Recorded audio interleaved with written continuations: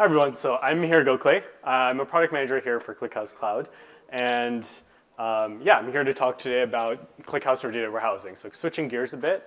As we learned, observability is a really great use case for ClickHouse because ClickHouse is just a really powerful compute engine and query engine for querying large volumes of data. But what happens when you extend that to kind of beyond just looking at logs and metrics and traces and actually use it to drive business decisions? So using the data you store in ClickHouse to actually make decisions that impact the entire business. And so that's what I'd like to talk about today. So I'd like to first start by talking a bit about what is data warehousing and how we've seen that evolve. And then I'd actually like to spend the majority of my time today here talking about how we actually dog food ClickHouse internally as our own data warehouse at the ClickHouse Incorporated. So with that, first, what exactly is a data warehouse, right? So the data warehousing is the practice of collecting data from a wide range of different sources within a company and unifying that into a single database and using that to guide business decisions. So about 30 years ago is kind of when we first started seeing data warehouses emerge. They were these kind of big monolithic applications that existed on-prem. There might have been like a one daily insert job that would happen. And they were useful. They were kind of the first generation of data warehouses, and they served their purpose. But they were on-prem, they were slow, and it was just kind of became old technology. So about 10, 15 years ago, we started seeing these types of technologies move to the cloud. So that's where we saw Snowflake and Databricks start emerging. And they brought better elasticity, they brought better scaling, they brought pay-as-you-go pricing, and they brought the ability to support more users. However, kind of at the end of the day, they were still monolithic applications that was like one application designed to fit 4, 5, 20, 100 different use cases. And so they brought vendor lock-in and just lack of flexibility. And so what we're seeing today now is an unbundling of this cloud data warehouse. So we're seeing that kind of instead of using just like one monolithic application, open data lake formats like Iceberg and Parquet can act as a batch storage layer. And then you can have analytical databases like ClickHouse actually being used to power real-time use cases like dashboards or user queries. So that allows kind of basically what we're seeing is we have this cloud data warehouse and we're seeing more specialized use cases being migrated to more kind of specific compute engines like ClickHouse. So it's more open, it's more flexible, and it's more performant. And that's essentially what served as our inspiration internally at ClickHouse to start using ClickHouse as our own data warehouse. And that's kind of how we first started on our internal kind of data warehousing journey. And so that's what I'd like to talk about today is the ClickHouse internal data warehouse. So over the last 3 years at ClickHouse Inc., in addition to my role as a product manager, I've also helped develop ClickHouse's own internal data warehouse. And so kind of for the rest of the time, that's what I'd like to talk about today is like how we got started, how it evolved, and where I see the future kind of going next.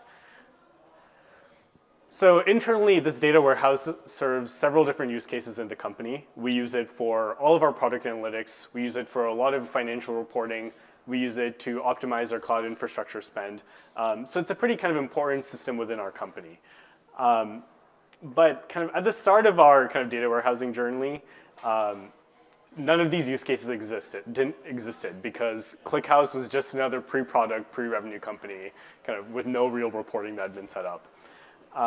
And so I remember it was May of 2022, and ClickHouse Cloud, our kind of main product, had just launched into the market. And it was just being launched to its kind of first set of private preview users. And kind of throughout the company, there was a lot of excitement about this launch. Our engineers had been grinding on this product for months. Our first set of users were really excited to try this product out for the first time and see what we'd built. And so there's just generally a lot of excitement within the company. And launching ClickHouse Cloud as a product was a really big milestone for the company. And so the way kind of that launch worked was that everyone gathered in a Google Meet as the launch was happening and looked at a couple of launch metrics as kind of we started rolling out this product for the first time. And we used this spreadsheet to track the onboarding of our first users. And here I've actually got a screenshot of the spreadsheet that we used.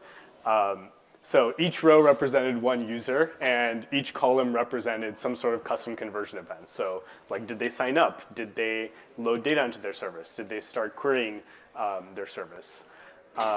And kind of every time we had a meeting with the whole company, I would pull reports from 5 different source systems, put it all into this Google Sheet, and do some kind of manual joining to join it all together and put it in one place.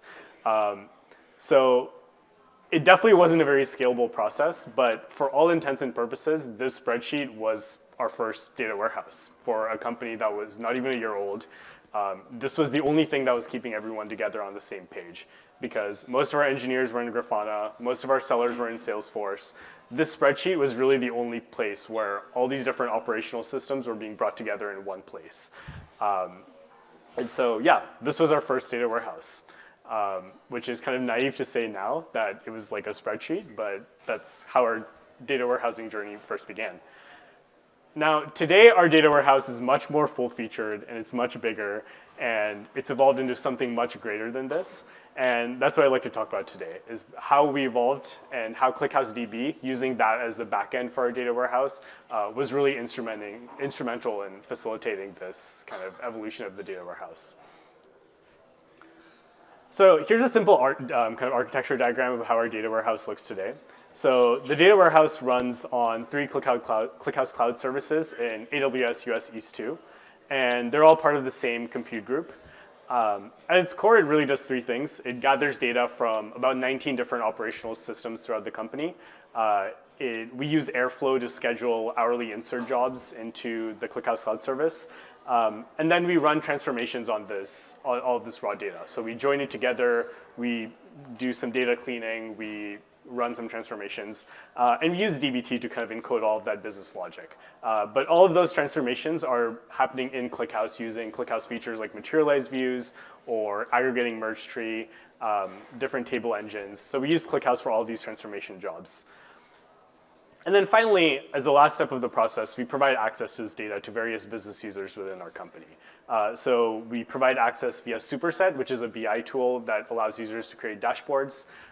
We also use a tool called GrowthBooks, which is an A/B testing vendor. So that allows us to use the data warehouse to run A/B tests in our product. And users can, of course, use ClickHouse Cloud's like native SQL console to run queries against the data warehouse. So because of all the data that lives in the data warehouse that's collected from all across the company, it's a pretty business critical system. Kind of every Monday we have a leadership meeting in the company, and data from the data warehouse is always presented there. So it's a pretty business critical system within our company. I think one place where our data warehouse is really able to shine because we use ClickHouse is because it's able to incorporate large amounts of real-time data into regular batch reporting. So we have our everyday kind of regular batch reports that say like how many signups, how many trials, how much revenue did we recognize. But where I think our data warehouse really shines and is different from other kind of traditional data warehouses is that we're able to incorporate a lot of real-time data because ClickHouse is able to handle that so well. So kind of in the beginning, we just had these regular batch reports. But when we realized that ClickHouse can actually handle all sorts of data that we wanted to throw in. So as an example, we have all these logs and traces and metrics in our observability system. So we started throwing that all into our data warehouse. As another example, we have all of these kind of all these events in Google Analytics that track website activity. So we started throwing all of that in. We also have JSON-like columns in our control plane document database. We started throwing that in. And so ClickHouse was easily able to handle all these different data types and actually enrich our batch reports with these different data types. And that's, I think, really what made our data warehouse start evolving into something that was more of like a real-time data warehouse. So it made it really easy to import kind of different data types and define custom conversion events. So it was pretty easy to define events like how many customers did we have that faced this specific type of error in this day. Or our marketing team was able to track exactly which pages on our website were getting the most views. Or our support engineers were able to easily kind of debug which queries were kind of creating problematic errors. So being able to incorporate this type of real-time data allowed our users of our internal data warehouse to define more custom conversion events and just be more kind of flexible in what we were defining. So overall, the feedback from our internal users when we started importing this type of raw kind of real-time data was really positive. And That's, I think, when our data warehouse really started going to the next level in terms of what we were able to provide to our users. And so by storing all this data in ClickHouse, anyone familiar with just basic SQL was able to join different data together, define these custom conversion events, or define very custom metrics and use that for their analysis. And so yeah, that was kind of really a time when our data warehouse kind of went to the next level.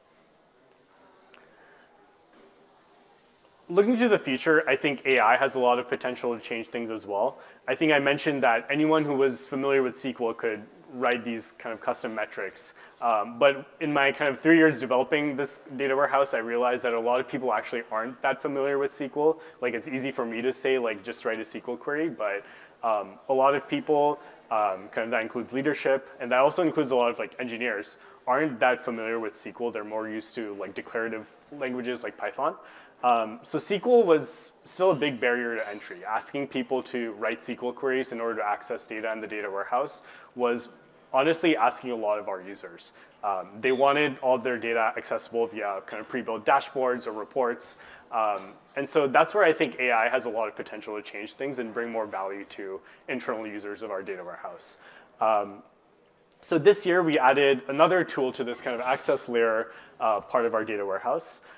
We added an MCP server that's linked to an AI chatbot. So that basically allows the users of our internal data warehouse to prompt the data warehouse with natural language, and the AI chatbot is actually able to generate SQL queries directly to the database. And that's been an absolute game changer as well, has been incorporating this AI tool into our data warehouse. And allowing more non-technical users to actually enjoy the benefits of a data warehouse.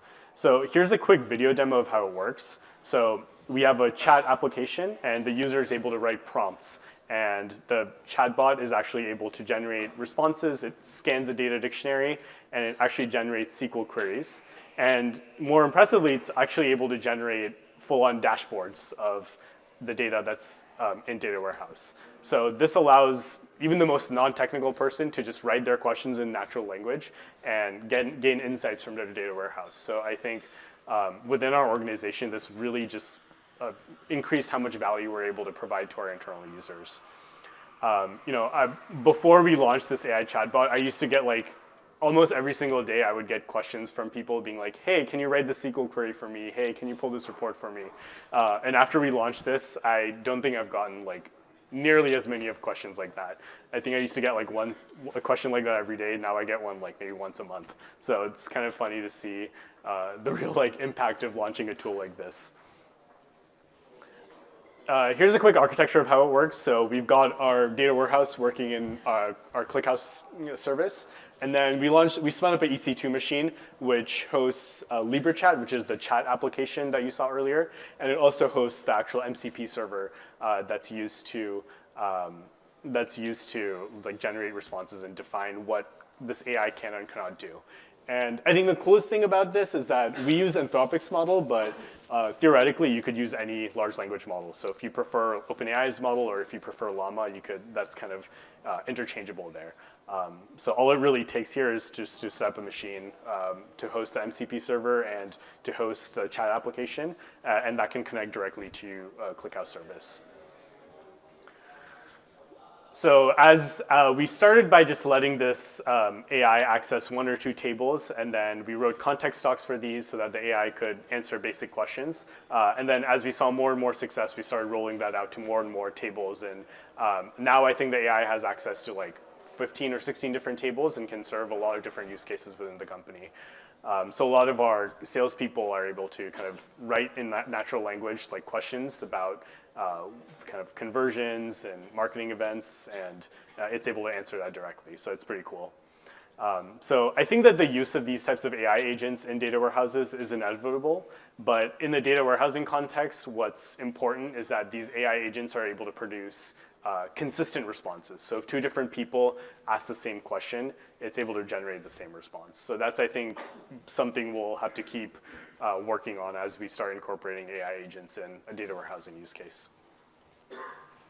So yeah, at the end of the day, I think data warehouses are really special because they represent groups of people working together to find answers and make decisions from data. It's different from observability where it might just be one engineer working in a kind of isolated case. Data warehouses represent entire organizations of people working together.